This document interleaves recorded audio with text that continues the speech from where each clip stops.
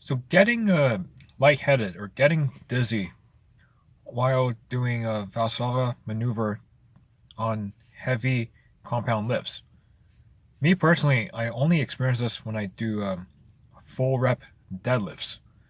So whether it's the Zerker deadlift off the floor or just a normal conventional deficit or regular deadlift off a normal height for one rep. Every person, it varies. For each person, it varies how much valsalva maneuver you can do, how much time you can spend holding your breath in under extreme load, and the range of motion also plays a factor too. So when I do rack pulls above the knee and I have to exert myself for even like 5 or 10 seconds just to even get the weight moving up, I actually felt like towards the end that I'm less likely to get an exertion headache, or I'm going to less likely pass out from a rack pull than doing a full rep deadlift. Because when I do a full rep deadlift, the amount of muscles activated, the range of motion is much higher. So how to reduce chances of getting headaches, or how to reduce chances of feeling like you're going to pass out, or even getting lightheadedness that you feel kind of dizzy. First thing I would say is make sure you've been working out on a regular basis for years. Most trainers will teach their clients to breathe in on the way down and breathe out on the way up, or just breathe out when you're exerting yourself. But for the people who want to use valsalva maneuver, make sure to check your blood pressure at rest on a regular basis. You want to make sure your heart's still healthy. People with low blood pressure can actually get lightheaded easily, from what I've noticed from talking to other people, especially when they stand up.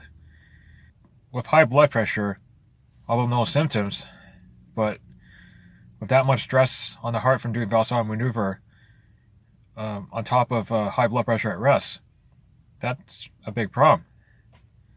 So I would say just work with a doctor or work with a naturopath to correct your blood pressure. Work with a good nutritionist that can correct it. Another tip is to warm up properly. So take the time, make sure your cardio is in good shape. So even if you have to spend at least a year to make sure your cardio is in good shape, you want to make sure your heart stays healthy. You want to make sure your arteries stay healthy. You want to make sure you can work with being out of breath at times. So it's not just endurance cardio you have to be conditioned to do. You have to also be able to do sprints. You have to also be able to condition yourself to handle being out of breath, like you're running away from a fast animal. Another tip is practice doing valsalva maneuver, even on lighter sets. That way you practice proper breathing for that technique. That way you condition your heart, you condition your head and your lungs to be able to handle that type of load under that condition. And then another tip is make sure you practice breathing exercises so that you can expand your lungs, so that you can teach yourself to bring air into your belly and not just keep it in your chest, so that when you actually do hold your breath in during exertion, you try not to maximize your pressure in your head. You want to try to keep all the pressure in your belly.